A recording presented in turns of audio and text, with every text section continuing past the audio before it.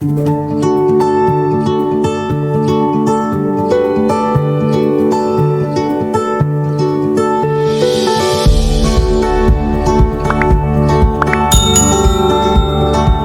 पढ़ाई नहीं रुकेगी कि हमारे लर्निंग प्लेटफॉर्म पर आज हम कक्षा छठवीं के विज्ञान विषय की एक और बेहतरीन लर्निंग लेकर उपस्थित हैं। आज की हमारी विज्ञान विषय की एक्सपर्ट माननीय निर्मला भागवत मैम है।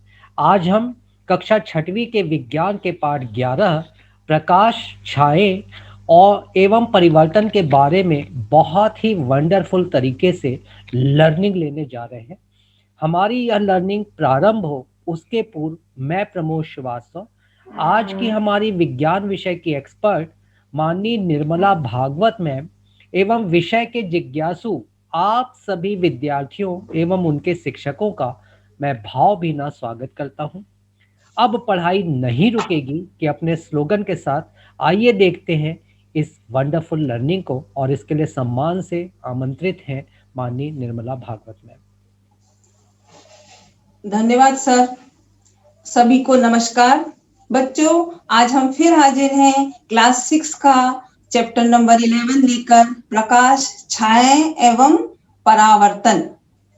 बच्चों अगर आपसे पूछूं कि आपके आसपास जितने भी ऑब्जेक्ट्स हैं, जो भी है, आपका घर, आपका अलमारी, आपके पर्दे, आपके मम्मी पापा, इन सबको आप कैसे देख पाते हैं? इनको देखने के लिए क्या जरूरी है? तो आप ये कहेंगे कि ये भी कोई पूछने वाली बात है? साधारण सी बात है। आंख खोलो तो सब दिखता है और आंख बंद कर लो तो कुछ नहीं दिखता। आप जहां बैठे हैं वहां आप देखिए कि आपके आसपास पर्दे हैं, अलमारी है, पंखा है, लैंप है, प्लांट्स हैं, तो इन सबको आप देख पा रहे हैं। यदि हम उस कमरे की लाइट बंद कर दें, सारे खिड़की दरवाजे बंद कर दें, सारे पर्दे बंद कर दें और आपको बोलेंगे कि आप अपनी आंख खोलकर देखिए, तो आप क्या देख पाएंगे? नहीं ना। क्यों नहीं देख पाएंगे? क्योंकि आपको लाइट नहीं है। यदि हम लाइट ऑन कर देंगे तो आप फिर से सारी चीजों को देख पाएंगे। तो आप ये अच्छी तरह समझ गए होंगे कि इन सब को देखने के लिए हमको लाइट, आंख के साथ साथ क्या जरूरी है? लाइट भी। ठीक है। तो किसी भी ऑब्जेक्ट को, कोई भी वस्तु को देखने के लिए आंख के साथ साथ लाइट की जरूरत भी पड़ती है। अगर लाइट नहीं होगी तो आप किसी भी ऑब्जेक्ट को नहीं देख पाएंगे, है ना। बिना लाइट के आप कोई भी चीज नहीं देख पाएंगे। जब आप रात में लाइट नहीं होती और मान लीजिए लाइट चली जाती है, तो आप क्या करते हैं? कैंडल जलाते हैं ना। और फिर आपको, जब आप कैंडल जला लेते हैं तभी आपको दिखता है ना। टॉर्च जलाते हैं तब हमें समझ में आता है कि हमको कुछ दिख रहा है ना। यदि हम किसी दिन की बात करें तो दिन को हमको कैसे दिखता है? जी, हम हमारे आसपास आप प्लांट्स हैं, आप स्कूल है, आपका घर है, ये सब चीजें हमको कैसे दिखती हैं? वेरी सिंपल, हमको कैसे दिखती हैं? सनलाइट से, सूर्य की रोशनी से। ये प्लांट्स हैं, पर्वत हैं और बस है, कार है, इतनी सारी चीजें हैं, ये सब हमको कहाँ से दिखती हैं? सूर्य की रोशनी से। और जब हम रात होती है तो रात में क्या होता है कि हम चंद्रमा की रोशनी से भी देखते हैं, और हम अपने बल्ब जलाते हैं, ट्यूबलाइट जलाते हैं। तो अब आपसे कोई पूछे कि देखने के लिए क्या जरूरी है, तो आप क्या बोलेंगे? देखने के लिए लाइट के साथ साथ हमको, आंख के साथ साथ हमको क्या जरूरी है? लाइट भी जरूरी है। अब हम पढ़ेंगे सोर्स ऑफ लाइट। ठीक है। अब हम ये देखते हैं कि यदि हम आपसे पूछें कि अंडा हमको कहाँ से मिलता है, तो आप बोलेंगे कि साधारण सी बात है, अंडा हमको मिलता है मुर्गी से। तो अंडे का सोर्स क्या हुआ? मुर्गी। उसी प्रकार हम ये देखेंगे कि हमको लाइट कहाँ से मिलती है, लाइट के सोर्स कहाँ है, कौन कौन से हैं। तो आपको ये पता है कि हम दो सोर्स की बात करेंगे। एक सोर्स है नेचुरल सोर्स और दूसरा है आर्टिफिशियल। आर्टिफिशियल मतलब जो मानव के द्वारा बनाया हुआ गया है। अब नेचुरल सोर्स में क्या है? आप कहेंगे नेचुरल सोर्स में हमको सबसे पहले सनलाइट है। दूसरा क्या है? दूसरा है आप जब भी बिजली चमकती है तो वो रोशनी आपने देखी होगी, और फिर जुगनू, और तीसरा हो गया आपका स्टार, है ना। और ये जो लाइट्स हैं, ये जो है अपनी नेचुरल लाइट है। ये नेचुरल सोर्स ऑफ लाइट है जो हमको नेचर में ऑलरेडी हमको प्रेजेंट है। इनको सबसे इसमें महत्वपूर्ण सोर्स है सन। सबसे ज्यादा लाइट हमको कहाँ से मिलती है? सन से मिलती है। रात में तारे जब बिजली चमकती है और तारे भी रहते हैं, उनसे भी हमको लाइट मिलती है ना। जुगनू भी देखा है आपने, जुगनू जो होता है वो भी, उसके भी पीछे लाइट जलती रहती है ना। और एक छोटा सा वो होता है, ये इंसेक्ट होता है और उसके पीछे ऐसा जलता है जैसे बल्ब जल रहा हो, देखा होगा आपने सबने, उससे लाइट निकलती रहती है। तो ये सारे सोर्स हो गए नेचुरल सोर्स ऑफ लाइट, है ना। अब बिजली, जुगनू और इनको हमने तो नहीं बनाया, है ना। ये सारे सोर्स जो होते हैं लाइट देते हैं। तो आर्टिफिशियल सोर्स ऑफ लाइट जिन्हें इंसान ने खुद बनाया है, जैसे मोमबत्ती, बल्ब, ट्यूबलाइट, खुद बनाया है इसको। और सारे ऑब्जेक्ट्स जो है, ये जो लाइट है, अपना लाइटर है, आपका मोबाइल है, ये सब चीजें हैं हमको, ये जो मानव निर्मित ऑब्जेक्ट्स हैं, है ना। और जो इन सब से हम उस कप का उपयोग हम कब करते हैं? लाइट के लिए, है ना। अब इन सब का उपयोग लाइट के लिए करते हैं, तो सारे ये आर्टिफिशियल सोर्स हैं, आर्टिफिशियल सोर्स ऑफ लाइट है। अब सोर्स ऑफ लाइट के बारे में हम समझ तो गए हैं कि अब मुझे बताना होगा कि कौन सा source living source of light है। बताइए, जैसे हमने पूछा आपसे, बल्ब है, सन है, जुगनू है, स्टार है, तो इसमें से कौन सा है? जुगनू। जुगनू जो है वो लिविंग सोर्स ऑफ लाइट है। और यदि हम आर्टिफिशियल की लाइट की बात करें तो हम इनमें से कौन सा आर्टिफिशियल है? जी आप समझ गए, इसमें से बल्ब है जो आर्टिफिशियल है ना। तो जुगनू जो है हमको जो लिविंग सोर्स ऑफ लाइट है, और बल्ब जो है वो आर्टिफिशियल लाइट है, ठीक है। तो अब दो सोर्स आपने देख लिए, एक हो गया नेचुरल सोर्स जो कि अपने आप हमको लाइट देते हैं, और दूसरा है हमारे द्वारा बनाए गए आर्टिफिशियल। तो चलिए अब हम समझते हैं कि लाइट हमें कैसे हेल्प करती है ऑब्जेक्ट्स को देखने के लिए। अभी तक आपको समझना है कि आपने कहीं बिल्कुल भी लाइट नहीं है तो आप क्या करेंगे, है ना। आप बिल्कुल भी लाइट नहीं है तो आप क्या होगा, वहां कुछ भी हमको दिखाई नहीं देगा। यदि अंधेरे में कोई व्यक्ति है तो उसको हम टॉर्च ऑन किया तो लाइट उसके चेहरे पे पड़ी तो आपको उसका चेहरा दिखाई देगा। यानी कि किसी भी ऑब्जेक्ट को देखने के लिए, हम किसी भी ऑब्जेक्ट को हम जब देख पाते हैं जब उस पर लाइट पड़ती है। जब किसी ऑब्जेक्ट पर लाइट पड़ती है तो उसके बाद क्या होता है, हम ये समझते हैं। हमारे पास लाइट का सोर्स है बल्ब, ठीक है। तो बल्ब से जैसे ही लाइट किसी ऑब्जेक्ट्स पर पड़ेगी तो एक, जैसे मान लीजिए हमारे पास एक पेंसिल बॉक्स है, ठीक है। तो हमने लगाया बल्ब, और ये हम आपको चित्र दिखा रहे हैं, ये चित्र देखिए, ठीक है। ये पेंसिल बॉक्स है और ये जल रहा है बल्ब। ये मेरे द्वारा बनाया हुआ है, इसका अच्छा नहीं होगा। ये बल्ब है और ये पेंसिल बॉक्स है, और ये, तो हम क्या करेंगे कि ये जो बल्ब है, बल्ब से जो लाइट ऑब्जेक्ट पर पड़ेगी तो ऑब्जेक्ट एक पेंसिल बॉक्स है। जैसे ही बल्ब से लाइट इस ऑब्जेक्ट पर पड़ेगी तो वो चारों ओर रिफ्लेक्ट करेगी, यानी बाउंस करेगी। जैसे ही लाइट किसी ऑब्जेक्ट पर टकराती है और बाउंस करती है तो चारों तरफ से उदाहरण के लिए जैसे बॉल किसी सरफेस से टकराती है तो क्या करती है, वापस हमारे पास लौट के आती है। इसी तरह लाइट भी जब किसी ऑब्जेक्ट से टकराती है तो बाउंस करती है और रिफ्लेक्ट होती है, उसे हम कहते हैं रिफ्लेक्शन ऑफ लाइट।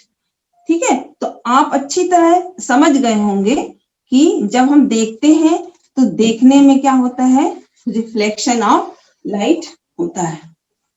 ठीक है, तो अब हम कैसे देखेंगे change in the direction of light. कैसे, जब हम किसी ऑब्जेक्ट को, आपने देखा ये ऑब्जेक्ट है, मत डिस्टर्ब करो हमको, ये ऑब्जेक्ट है, इस पर बल्ब की लाइट पड़ी, लाइट से ये रिफ्लेक्शन होके हमारी आंख पर पड़ा तो हमने उसको देखा। जैसे तो अब देखेंगे हम कि जब किसी ऑब्जेक्ट पर लाइट पड़ती है तो वो चारों तरफ से वो लाइट को रिफ्लेक्ट करता है चारों तरफ से, और उसका डायरेक्शन चेंज हो जाता है।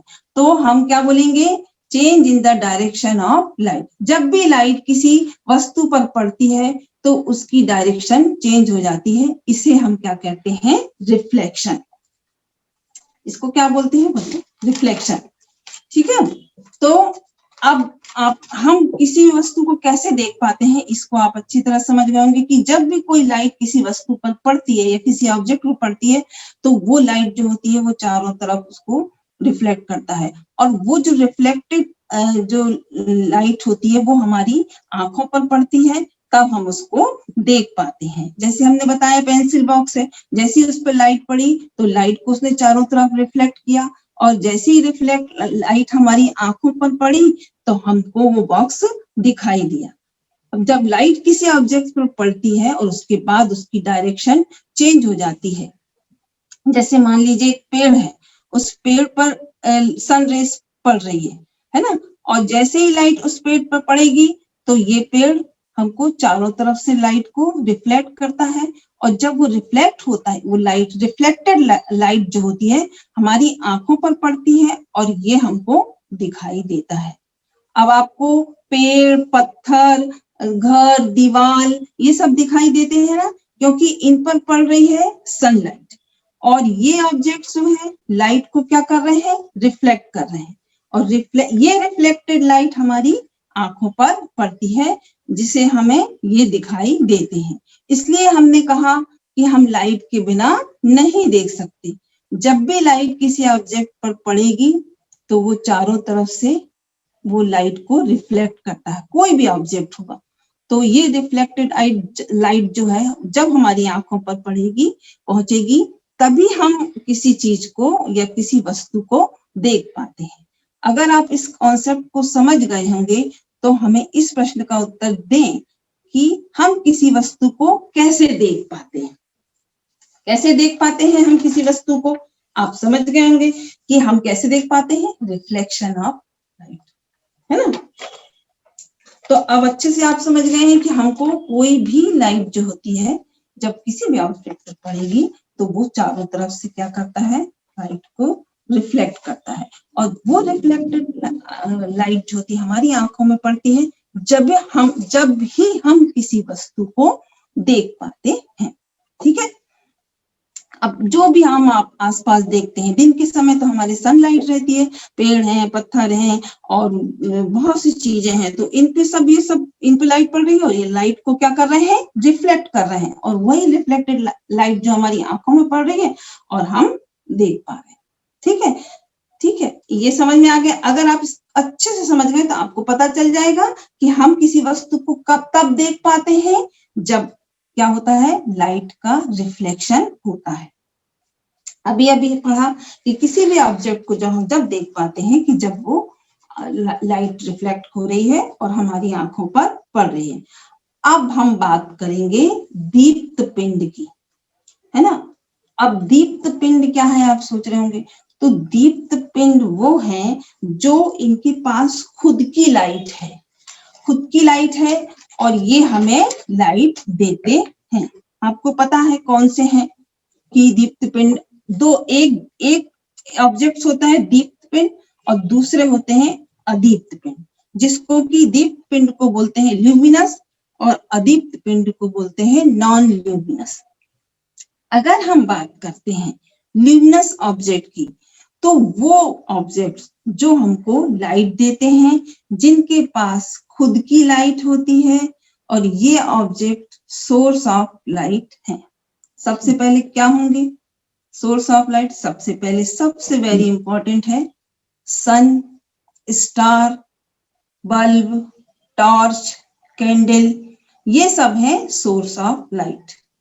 आपके पास इनकी खुद की लाइट है, क्योंकि हमको अंधेरे में ये सब देख सकते हैं, ठीक है। जैसे ये, इसको देखिए, ये ऑब्जेक्ट है, इसके पास खुद की लाइट है, क्योंकि ये ल्यूमिनस ऑब्जेक्ट है, इसके पास इनकी खुद की लाइट है। तो हम इसको हम देख सकते हैं, रात को भी देख सकते हैं, क्योंकि इनके पास खुद की लाइट है, ठीक है। अब हम अपनी बात करें कि हम अपनी बात करते हैं, तो क्या हमारे पास खुद की लाइट है? नहीं।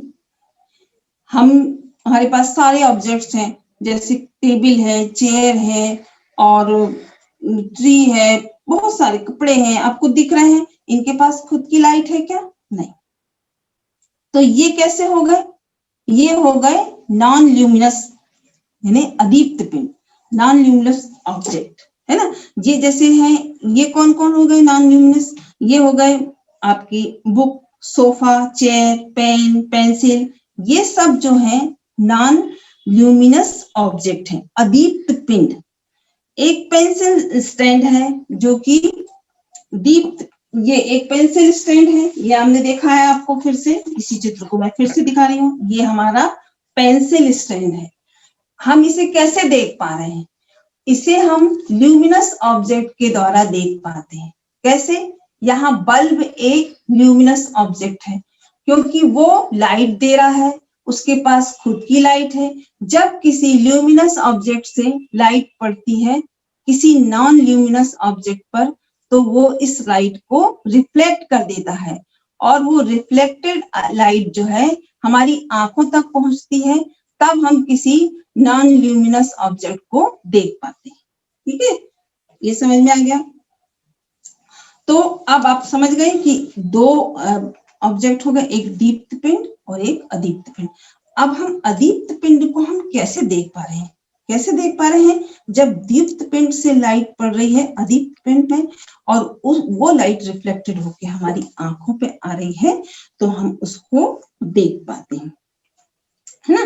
क्योंकि वो कब क्यों देख पाते हैं? क्योंकि वो भी लाइट को रिफ्लेक्ट कर रहा है, और ये रिफ्लेक्टेड लाइट जो होती है वो हमारी आंखों तक पहुंचती है, ठीक है, तब हम उसको देख पाते हैं। अब हम देखिए, जब एक दीप्त पिंड है, ल्यूमिनस है, वो उसके पास खुद की लाइट है, हम उसे देख पाते हैं क्योंकि उसके पास खुद की लाइट है, और वो लाइट दे रहा है, वो लाइट हमारी आंखों तक पहुंच रही है। जिनके पास खुद की लाइट नहीं है, वो हम उनको देख नहीं पाते हैं, और वो उनके पास जब वो दीप्त पिंड या ल्यूमिनस लाइट उस पर पड़ती है, तब हम उसको देख पाते हैं। जैसे हम इन पेड़ों को देखेंगे, आपके पास आप जो पेड़ों को देख रहे हैं, तो पेड़ों पर कौन सी लाइट पड़ रही है? दीप्त पिंड। दीप्त पिंड कौन है? सन है। सन की लाइट पड़ रही है पेड़ पे, तो वो लाइट रिफ्लेक्ट होकर हमारी आंखों तक आ रही है, तब हम उसको देख पा रहे हैं। अब आप अच्छे से समझ गए होंगे दीप्त पिंड और अदीप्त पिंड, ल्यूमिनस और नॉन ल्यूमिनस के बीच का अंतर अच्छी तरह समझ गए होंगे। अब हम बात करते हैं मून की, ठीक है। तो अब ये बताइए हमें कि मून तो सबने देखा है, मून यानी चंद्रमा। चंद्रमा तो सबने देखा है, रात को आता है चंद्रमा और लाइट देता है। तो क्या मून जो है ल्यूमिनस ऑब्जेक्ट है? बताइए। नहीं, मून जो है नॉन ल्यूमिनस ऑब्जेक्ट है, अदीप्त पिंड है, क्योंकि मून के पास अपनी खुद की लाइट नहीं है। वो कैसे लाइट कहां से मिल रही है उसको लाइट? उसको लाइट सन से मिल रही है। देखिए, ये चित्र देखिए, ये सन से लाइट मिल रही है उसको। कहने का मतलब है कि जब सन की लाइट मून पर पड़ती है तो मून इस लाइट को क्या कर देता है, रिफ्लेक्ट कर देता है अर्थ की तरफ। और जब हमें लगता है कि मून चमक रहा है, वो सनलाइट को रिफ्लेक्ट कर देता है और मून के पास अपनी खुद की लाइट नहीं है, वो क्या करता है, सन की लाइट को रिफ्लेक्ट करता है। तो मैं ऐसा समझती हूँ कि आप अच्छी तरह समझ गए होंगे कि ल्यूमिनस और नॉन ल्यूमिनस ऑब्जेक्ट के बारे में समझ गए होंगे। ठीक है, अब हम देखेंगे कि जो ऑब्जेक्ट को हम क्या बोलते हैं, उसके आधार पर, पारदर्शिता के आधार पर हम ऑब्जेक्ट को कितने उसमें हम बांटेंगे। तो पहला हमारा होगा पारदर्शी, दूसरा होगा अपारदर्शी, तीसरा है पारभासी। ठीक है, अब हम बात करते हैं पारदर्शी। तो पारदर्शी जो है वो ऑब्जेक्ट्स हैं जिनके थ्रू लाइट पास हो जाती है, मतलब जिनके से आर पार लाइट पार हो जाती है। अब जैसे ये खिड़की पे लगा हुआ कांच है, ये इसके बाहर जो है हम देख पा रहे हैं प्लांट्स है, ग्रास है, और कांच के बाहर हम देख पा रहे हैं।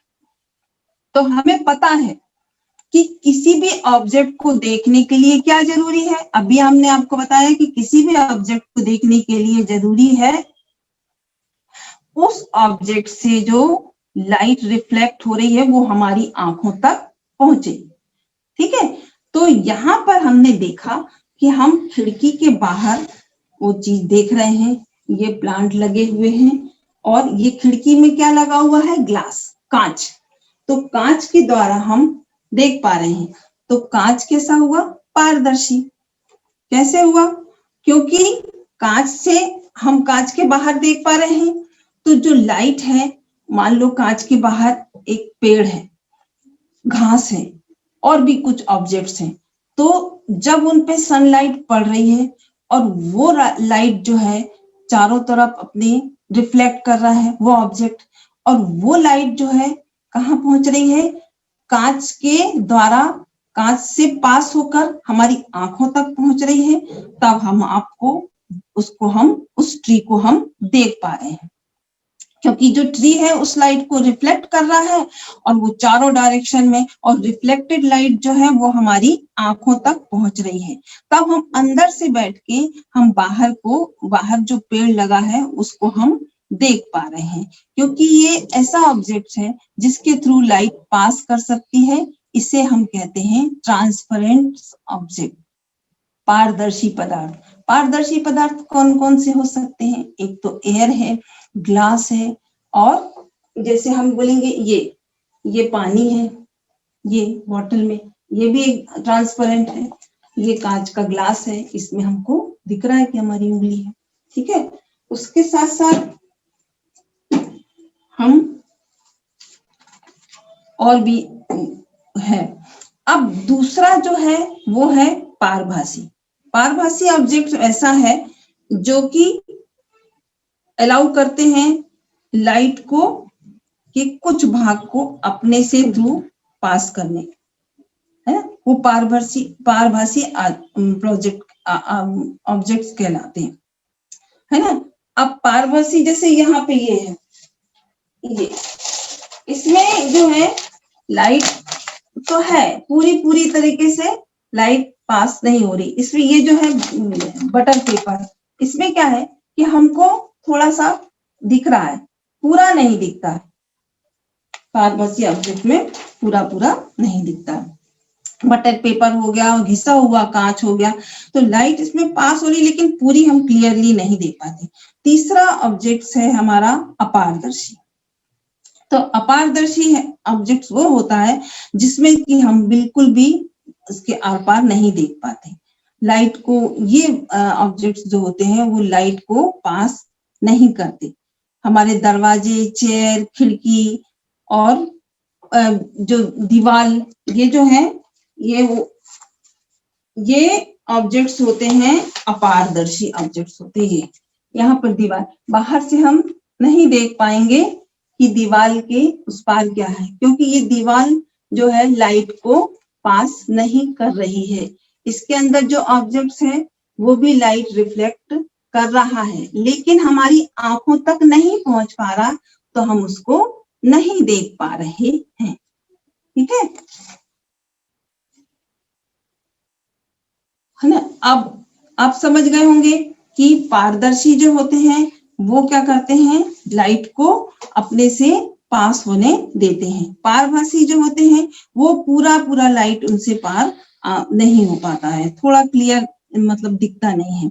और तीसरा जो होता है वो हो गया अपारदर्शी, जिससे कि लाइट बिल्कुल भी नहीं दिखती। मान लीजिए आपके और आपके बीच में, आपके ब्रदर और सिस्टर के बीच में एक अलमारी रख दी जाए, तो क्या आप उसको देख पाएंगे? नहीं देख पाएंगे, क्योंकि आपके जो लाइट आप पर पड़ रही है वो लाइट रिफ्लेक्ट होके आपकी आंखों, उनकी, आपके ब्रदर की आंखों पर नहीं पहुंच पा रही है, तो आप एक दूसरे को नहीं देख पाएंगे, है ना?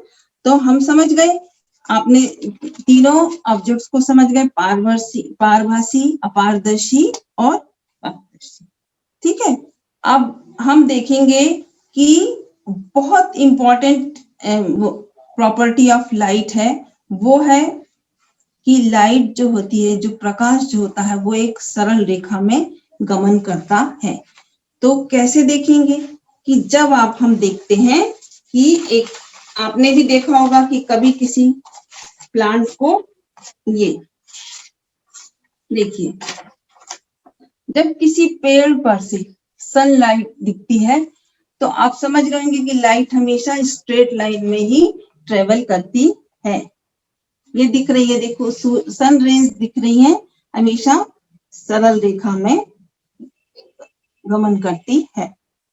ठीक है, इसके लिए हम एक क्रियाकलाप करते हैं, तो उसमें है, आपकी पुस्तक में भी है कि हम एक पाइप लेंगे और एक मोमबत्ती को जलाएंगे।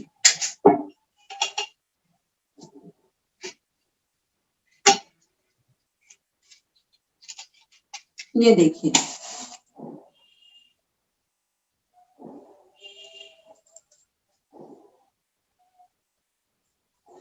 अब हम इस मोमबत्ती को हम इस पाइप के द्वारा देख पा रहे हैं।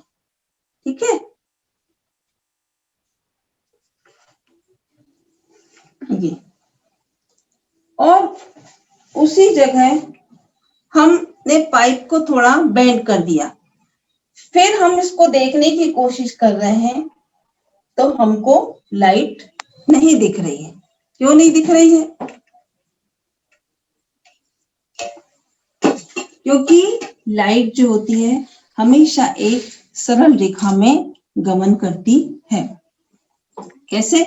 तो हमने जो पाइप में हमने मोमबत्ती जलाई और पाइप से देखा, तो हमको कैंडल लाइट दिख रही थी, देखने को मिली, लेकिन जैसे ही हमने पाइप को बेंड कर दिया तो हमने देखा कि हमको वो लाइट नहीं दिख रही है।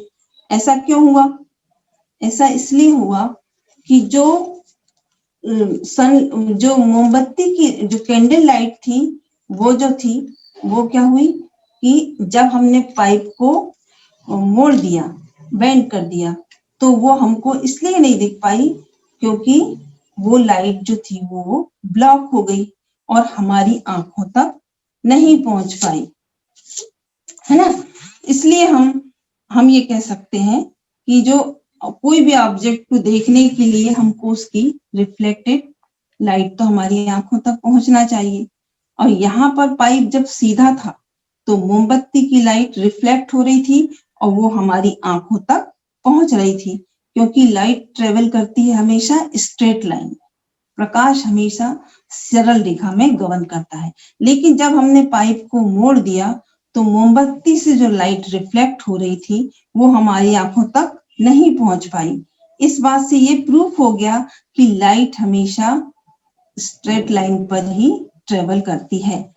अब यहाँ देखिए कि अपने पाइप को हमने जब सीधा रखा था तो कैंडल लाइट को हम देख पा रहे थे, लेकिन जब हमने पाइप को मोड़ दिया तो कैंडल लाइट को हम नहीं देख पाए, क्योंकि लाइट जो थी वो क्या हो गई, ब्लॉक हो गई और आगे ट्रेवल नहीं कर पाई। इसी प्रकार पेड़ों के बीच से जो सनलाइट हमने देखा आपने, तो वो एकदम सीधी दिखती है। खिड़कियों से भी आपने देखा होगा कि कभी लाइट जो होती है हमेशा एकदम सीधी रेखा में दिखती है। रात को आपने देखा होगा कि जब आप किसी व्हीकल को देखा होगा कि अंधेरा है और उसकी जो हेडलाइट जलती है वो भी एकदम सीधी स्ट्रेट लाइन में ही ट्रेवल करती है। ठीक है, तो अब आप समझ गए होंगे कि लाइट जो है हमेशा कैसा करती है, स्ट्रेट लाइन में भी ट्रेवल करती है। हमेशा प्रकाश जो है वो हमेशा सरल रेखा में गमन करता है ना। और अब आप जब आपसे किसी ने पूछा कि लाइट कैसे ट्रेवल करती है, तो आप बता सकते हो कि लाइट हमेशा क्या करती है, सरल रेखा में गमन करती है, स्ट्रेट लाइन ट्रेवल करती है। अब हम बात करते हैं शैडो की, परछाई की। तो ये देखिए परछाई, ये देखिए ये परछाई। सबसे पहले हम ये समझते हैं कि ये शैडो बनती कैसे है। ठीक है, तो देखिए यहाँ पे एक सनलाइट है, ये ट्री में और इस व्यक्ति पर पड़ रही है। अब यहाँ सनलाइट एक ट्री पर पड़ रही है और ये ट्री एक अपारदर्शी पदार्थ है। एक अपारदर्शी पदार्थ हमेशा लाइट को ब्लॉक कर देता है, इसे पास होने नहीं देता। इसी कारण यहाँ एक डार्क रीजन क्रिएट हो जाता है, जिसे हम शैडो कहते हैं। अब यहाँ देखिए ये व्यक्ति और पेड़ के पास खड़ा है, यहाँ सनलाइट पड़ रही है, उस पर ट्री पर पड़ रही है और ये ट्री एक अपारदर्शी पदार्थ है जो हमेशा लाइट को ब्लॉक कर देता है, पास होने नहीं देता। इसी कारण ये डार्क रीजन बन जाता है, जिसे हम शैडो कहते हैं। ठीक है, ये हो गया।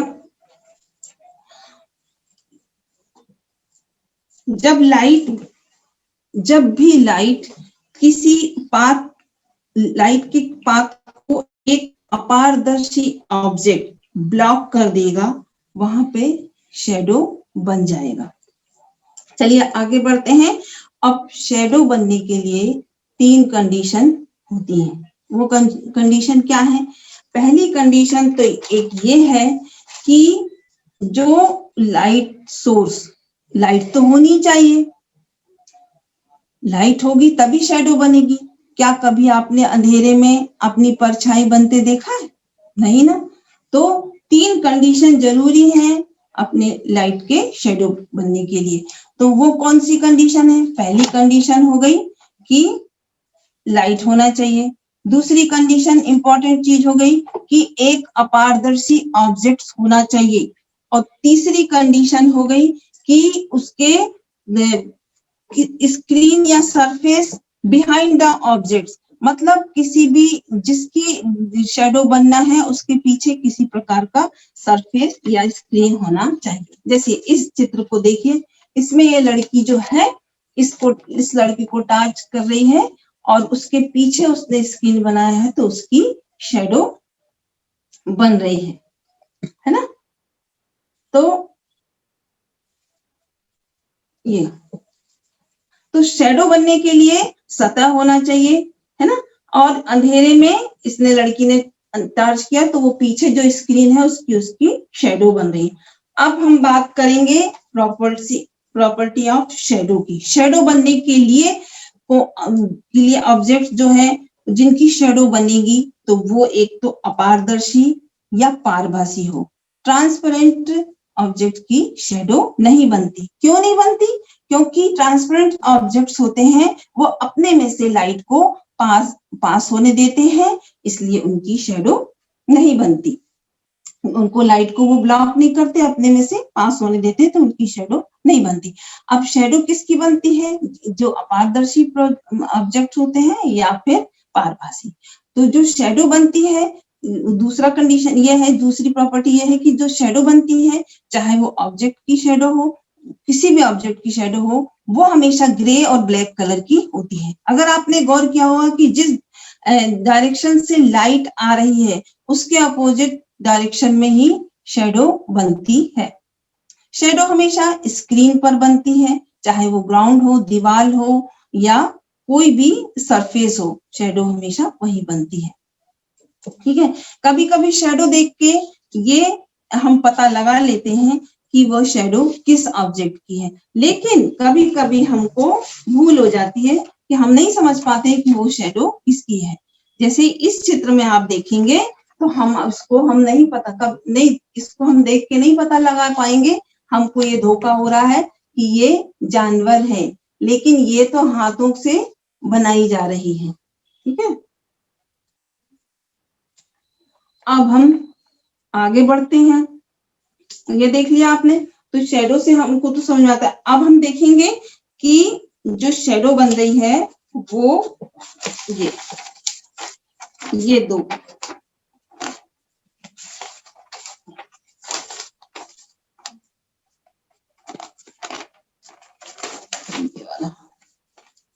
यहाँ देखिए, यहाँ देखें, यहाँ पर एक सिलेंडर हो, उसको इस पोजीशन पर रखा है, तो शेडो कैसी बनेगी? लाइट जिस पोर्शन को ब्लॉक कर रही है शेडो वैसी ही बनेगी। यहाँ सिलेंडर सर्कुलर है तो शेडो भी सर्कुलर बनेगी। देखिए ये सिलेंडर को हमने ऐसा रखा और लाइट यहाँ से आ रही है और लाइट इस पोर्शन को ब्लॉक कर रही है, तो हमारी शेडो कैसी बन रही है? सर्कुलर बन रही है। लेकिन हमने यदि सिलेंडर को इस टाइप से खड़ा कर दिया, इस तरह से रखा, तो जो शेडो बनेगी वो कभी कभी हमको भ्रम में डाल देगी कि वो किस ऑब्जेक्ट की है। हमने इस तरह से उसको रखा। ठीक है, यहाँ सर्कुलर था लेकिन इस पोजीशन में हमने देखा तो ये शेडो हमको भ्रम में डाल रही है कि ये किस उसकी है। अब 7वां पॉइंट हो गया कि साइज इन शेडो डिपेंड करता है कि जहां से लाइट आ रही है, जिस ऑब्जेक्ट पर वो शेडो बन रही है, लाइट, सोर्स ऑफ लाइट और ऑब्जेक्ट्स के बीच की दूरी पर भी डिपेंड करेगी। यहाँ हमने 2 चित्र बनाए हुए हैं, आप देखेंगे तो उससे आपको समझ में आएगा। यहाँ देखिए, ये सोर्स ऑफ लाइट का है, सन है, और ये सिलेंडर है हमारा ऑब्जेक्ट। यदि सोर्स ऑफ लाइट और ऑब्जेक्ट काफी नजदीक हैं तो शेडो काफी बड़ी बनेगी। ऐसा इसलिए होता है क्योंकि ऑब्जेक्ट ज्यादा लाइट को ब्लॉक करता है, इसी वजह से बड़ी शेडो बनेगी। ठीक है, लेकिन जब सोर्स ऑफ लाइट और ऑब्जेक्ट्स के बीच में डिस्टेंस हम बढ़ा देंगे, इंक्रीज कर देंगे, तो देखेंगे कि लाइट कम ब्लॉक हो रही है, तो शेडो हमारी कैसी बनेगी? छोटी बनेगी। ठीक है, तो अब आप शेडो वाला फर्क तो समझ गए होंगे। ठीक है, अब हम पढ़ेंगे मिरर, दर्पण और परावर्तन पर। ठीक है, मिरर और रिफ्लेक्शन। तो चलिए मिरर के बारे में बात करते हैं। मिरर सबने देखा है, सबके घरों में है मिरर, ऑलमोस्ट सबने अपना चेहरा देखा है। शीशे पे चेहरा हम देखते हैं, तो यदि आप सोचो कि यदि मिरर नहीं होता तो हम अपना चेहरा कैसे देख पाते? सोचा आपने? है ना, जब हम अपना मिरर में चेहरा देखते हैं तो हम आसपास की बहुत सी चीजों को देख देते हैं। यही चीज आपने ये चीज ऑब्जर्व की होगी कि जहां पानी शांत होता है, एकदम शांत होता है, तब भी वहां हम अपना चेहरा देख पाते हैं, या वहां के पहाड़, पेड़, उनकी भी हमको वो दिखती है, क्या कहते हैं, शेडो दिखती है ना। तो ये ऐसा क्यों होता है? ऐसा क्या है मिरर में जो हम आपको देख पाते हैं? इसमें भी ऐसा क्या होता है? इसमें भी होता है रिफ्लेक्शन ऑफ लाइट। ये बात हम पहले भी ऑलरेडी हम आपको बता चुके हैं कि किसी भी ऑब्जेक्ट को देखने के लिए उससे रिफ्लेक्टेड लाइट हमारी आंखों तक पहुंचना चाहिए। तब आप उस ऑब्जेक्ट को देख पाएंगे। यहाँ क्या होता है कि जब भी मिरर के आगे हम खड़े होते हैं तो आप पर जो लाइट पड़ रही है वो लाइट कहाँ पड़ती है, मिरर पर जाती है और मिरर से रिफ्लेक्ट होकर हमारी आंखों पर पड़ती है। तो मिरर क्या करेगा, उस लाइट को क्या कर देता है, रिफ्लेक्ट कर देता है और वो लाइट हमारी आंखों तक पहुंचती है और हम अपना चेहरा देख पाते हैं। तो ये कैसे हुआ, ये भी हुआ रिफ्लेक्शन के कारण। अब हम सोचने वाली बात यह है कि आपको बताया था कि सारे ऑब्जेक्ट्स जो हैं लाइट को रिफ्लेक्ट करते हैं, ठीक है। जैसे हमने पढ़ा था पेंसिल बॉक्स हुआ, पलंग हुआ, लाइट जो टेबल कुर्सी, ये सब लाइट को रिफ्लेक्ट कर रहे हैं। तो हम इन पे अपना चेहरा क्यों नहीं देख पाते, मिरर के समान इन पे हम अपना चेहरा क्यों नहीं देख पाते। आप सोच रहे होंगे ना कि जब लाइट को मिरर लाइट को रिफ्लेक्ट कर रहा है तो हम मिरर पे ही अपना चेहरा देख पाते हैं और दूसरे ऑब्जेक्ट पर हम नहीं देख पाते। क्यों नहीं देख पाते, इसका भी एक बहुत बड़ा रीजन है। मिरर क्या है कि जो ये तो बहुत सोचने वाली बात है कि हमने आपको बताया था कि सारे ऑब्जेक्ट्स जो है वो क्या करते हैं, लाइट को रिफ्लेक्ट करते हैं, पेंसिल, सोफा, ये सब। लेकिन मिरर जो है हमको सिर्फ अपना चेहरा मिरर में ही दिखाई देता है, ऐसा क्या है, तो किसी भी ऑब्जेक्ट में दिखाई नहीं देता। तो हम ये देखेंगे कि इसको समझने की कोशिश करते हैं कि मिरर में हमें चेहरा दिखता है, बाकी पेपर में, कॉपी में, पेन में, इसमें हमारा चेहरा नहीं दिखता। तो मिरर जो है वो लाइट को रिफ्लेक्ट करता है। कैसे कि हर ऑब्जेक्ट, अब हम इसको समझेंगे दो प्रकार से। कैसा, एक होता है नियमित परावर्तन और दूसरा होता है अनियमित परावर्तन। नियमित परावर्तन क्या होता है कि जो रेगुलर रिफ्लेक्शन में क्या होता है हम ये देखेंगे। जब भी लाइट किसी है तो जैसे ही वो लाइट पड़ती है तो क्या होता है, सारी की सारी जो लाइट रेज होती हैं वो पैरेलली रिफ्लेक्ट होती हैं सेम डायरेक्शन में। तो इस तरह की जो रिफ्लेक्शन होती है वो रेगुलर रिफ्लेक्शन होती है, नियमित परावर्तन में होती है। और ये किस में होती है, मिरर में और पॉलिश वाली चीजों में। एकदम शांत पानी में भी ये रिफ्लेक्शन जो होती है इसी प्रकार की होती है। तो ये पैरेलली रिफ्लेक्ट होती है, इसलिए हमें ये अपना चेहरा इसमें दिखाई देता है।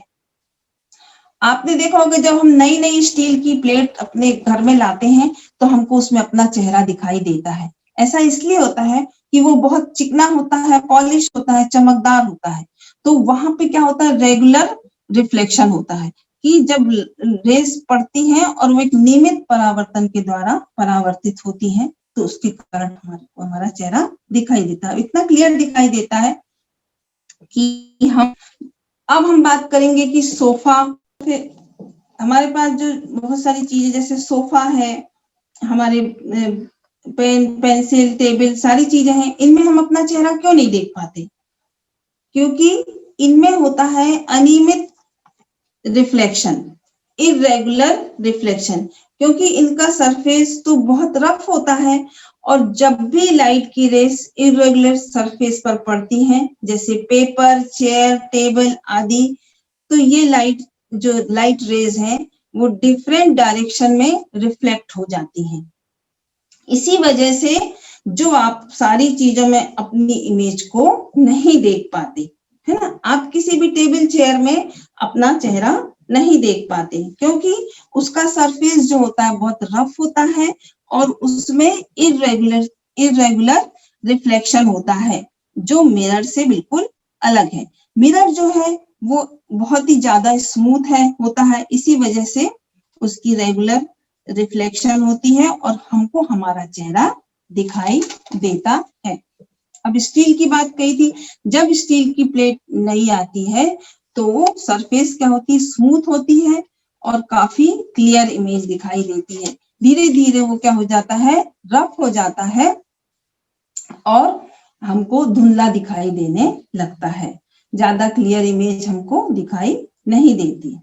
ठीक है, अब हम देख पाते हैं, अब हम समझते हैं कि मिरर को बनाया कैसे जाता है। ठीक है, तो मिरर जो है उसको बनाने के लिए क्या करते हैं, एक बहुत थिन और स्मूथ लेयर को सिल्वर की ग्लास के ऊपर कोटेड किया जाता है और उसमें से जो वो बन जाता, वो 99% जो है लाइट को रिफ्लेक्ट करती है, इसे रेगुलर रिफ्लेक्शन होती है और हम आपको मिरर को हम देख पाते हैं। यदि आपसे कोई पूछता है कि ऐसा मिरर में ऐसा क्या है कि हम आप उसमें हम अपने आप को देख पाते हैं, तो आप कहेंगे कि ये बहुत ही शाइनी और स्मूथ है और उसमें रेगुलर रिफ्लेक्शन होता है, इसी वजह से ये हम मिरर को देख पाते। ठीक है, अब हम देखेंगे कि हम पेपर में या वुड में हम अपने चेहरे को नहीं देख पाते। तो अब हम एक और चीज देख रहे हैं कि जो हमने बताया था आपको कि लाइट प्रकाश जो होता है वो एक सरल रेखा में गमन करता है, उसके लिए हमने एक पिन होल कैमरा तैयार किया है। ठीक है, ये देखिए, इसमें आपको ये दो ऐसे बॉक्स लेना है और एक के अंदर एक बॉक्स उसमें आ जाए और इसमें एक बॉक्स में के सर यहाँ पे आप एक छोटा सा छेद करेंगे और दूसरे बॉक्स को आप 5 सेंटीमीटर का इस प्रकार का आप ये वो कर लेंगे और इसको ये बॉक्स इसके अंदर आना चाहिए। ठीक है, और हम यहाँ से इस कैमरे की सहायता से हम जो है ऑब्जेक्ट को इधर से देख पाते हैं। ठीक है, अब हम यहाँ पे ये चीज देखेंगे कि जब हम पिन होल कैमरा कैसे काम करता है, ये हम आपको जल्दी से बताते हैं कि जब हम इस पिन होल से इस तरह की तस्वीर को देखते हैं तो यहाँ पर एक लाइट का सोर्स बहुत छोटा है, जो ये टॉप पॉइंट से लाइट आती है और पिन होल कैमरे को क्रॉस करती है। ये देख रहे हैं आप, यहाँ से लाइट आ रही है और इसको क्रॉस कर रही है और ये जो हमारा दूसरा जो सरफेस था उस पर ये हमारा चित्र बन रहा है। क्योंकि लाइट हमेशा स्ट्रेट लाइन में ट्रेवल करती है, तो ट्रेसिंग पेपर पर लोअर पॉइंट पर जाकर उसने लाइट को स्ट्राइक किया। इस तरह से जितनी भी लाइट रेज आई उन्होंने पिन होल को क्रॉस किया और इस तरह से इमेज बनती गई। जो लोअर मोस्ट पोर्शन था वहां से लाइट आई और पिन होल को क्रॉस किया और ट्रेसिंग पेपर पर जाकर ऊपर जाकर स्ट्राइक किया। ऐसा इसलिए हुआ कि ये पिन जो था वो बहुत बहुत छोटा था और लाइट जिससे लाइट आ सकती थी, ऊपर से लाइट आई तो सीधे नीचे की तरफ गई, इसी तरह नीचे से आई तो इमेज बनती गई। इसलिए पिन होल कैमरा में हमेशा इमेज उल्टी, रंगीन तथा छोटी बनती है। एक और चीज है इसमें, वो ये है कि ये देखिए, ये इसी तरह का एक नेचुरल कैमरा जो मिलता है, अगर आपने गौर किया होगा तो किसी पेड़ में बहुत सारी पत्तियां हैं, हम नीचे जाते हैं तो हम देखते हैं कि वहां ग्राउंड पे बहुत सारे पैचेस सनलाइट की गोल गोल संरचनाएं दिखती हैं, सन के समान देखने को मिलती हैं। ये पिन होल इमेज ऑफ सन है, देखिए, है ना। ये कैसे बनती है? ये इसलिए बनती है कि ट्री में बहुत सारी पत्तियां हैं, जो पत्तियों के बीच में जो गैप है वो ऐसा एक्ट करता है पिन होल की तरह है, और जहां से लाइट आ रही है और नीचे पड़ रही है ग्राउंड पर, ग्राउंड किस तरह से एक्ट कर रहा है? ग्राउंड एक्ट कर रहा है ट्रेसिंग पेपर की तरह, तो जो स्क्रीन पर इसकी इमेज बन रही है। तो बच्चों, ये हुआ हमारा आज का ये लेसन और आपको इसमें से सारी चीजें हमने समझा दी हैं और आशा करते हैं कि सब समझ में आ गया होगा। हम फिर हाजिर होंगे आपको अगले लेसन के साथ। धन्यवाद।